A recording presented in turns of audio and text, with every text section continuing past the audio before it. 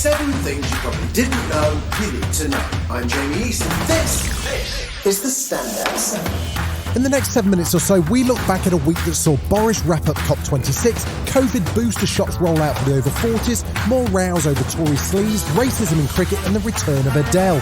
This is the Standout 7 from the Smart 7. Don't forget to hit the follow button to get daily updates at 7 a.m.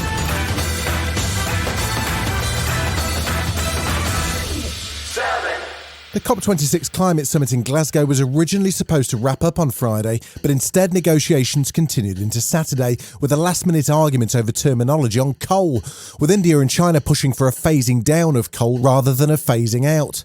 Boris was very positive about the outcome, hailing it as a game-changing agreement that will see the end of coal power. For the first time ever, a UN climate change conference has delivered a mandate to cut coal power generation, and it's backed up by real action from individual countries. It is beyond question that Glasgow has sounded the death knell for coal power. He's also positive that the summit creates a roadmap for action on climate change. COP26 has shown that we can put the brakes on runaway climate change, and we can preserve our unique planet for generations to come.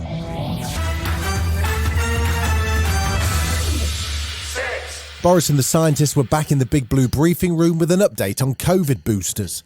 New data shows that a third dose is extremely effective at extending protection, and Professor Jonathan Van Tam says it's time to extend the booster programme to the 40 to 49-year-old population. The waning signal, whilst smaller, is also beginning to show in the 40 to 49s. And without boosting, I would expect it to increase.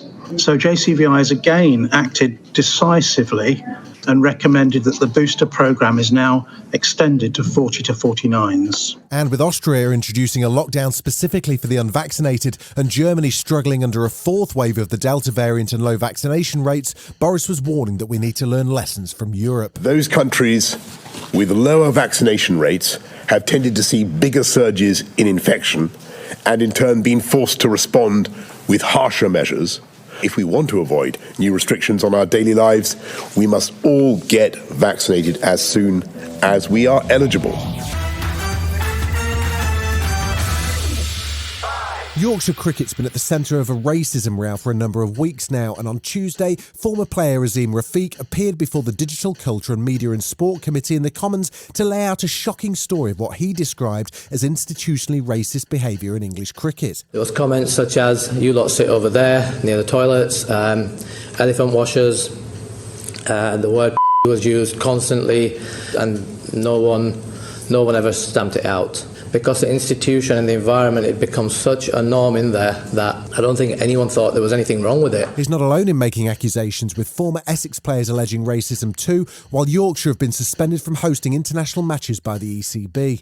Azim went on to describe how he was treated after his son was stillborn. In 2017, we had a really difficult pregnancy, and through that time, the treatment that I received from some of the club officials were inhuman. They weren't really bothered about the fact that I was at training one day and I get a phone call to say there's no heartbeat. ECB Chief Executive Tom Harrison apologised in person and promised there would be swift action to reform cricket. We know we've let you down, and we are going to fix this, and we're going to fix it quickly, and we're going to fix it fast, because the survival of our sport depends on it. The Tory Sleaze row continued on Wednesday as Boris Johnson attempted to draw a line under the matter, winning the backing of Tory MPs for a new amendment that said MPs who prioritise other paid work over serving their constituents should be appropriately punished. At Prime Minister's Question Time, Boris finally conceded that he'd made mistakes during the Owen Paterson affair. As I've said before, it certainly was a mistake, and we do need a cross-party approach on an appeals process. Labour leader Sir Keir Starmer was less than happy with that as an explanation. That's not an apology. Everybody else has apologised for him, but he won't apologise for himself. A coward, not a leader. Things escalated from there into a shouting match, so much so that Speaker of the House Sir Lindsay Hoyle had to intervene and give Boris a talking to. Prime Minister, sit down. Prime Minister, I'm not going to be challenged. You may be the Prime Minister of this country, but in this House, I'm in charge. And we're going to... Still to come on the Standout 7, the QAnon shaman heads to jail and Adele chats to Oprah. Right after this. You're listening to the Smart 7. If you're enjoying it, you might also like the Smart 7 Ireland edition. Just search and follow us on your favourite podcast platform.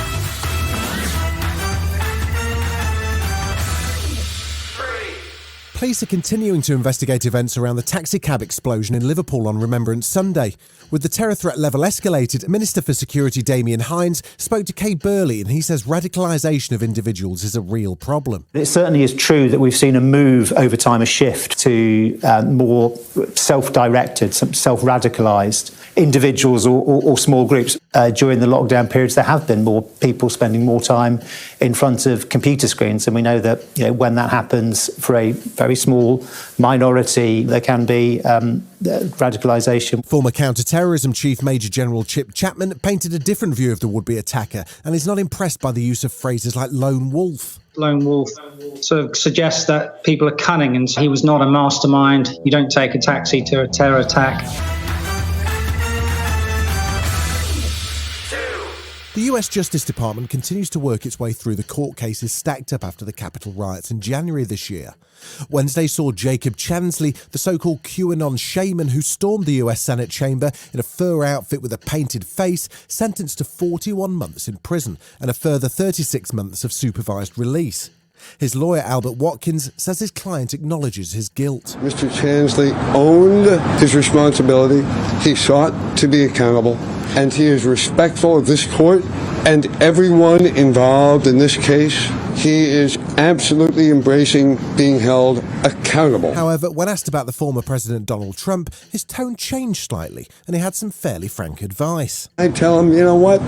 You got a few things to do, including clearing this mess up and taking care of a lot of the jackasses that you up because of January 6th.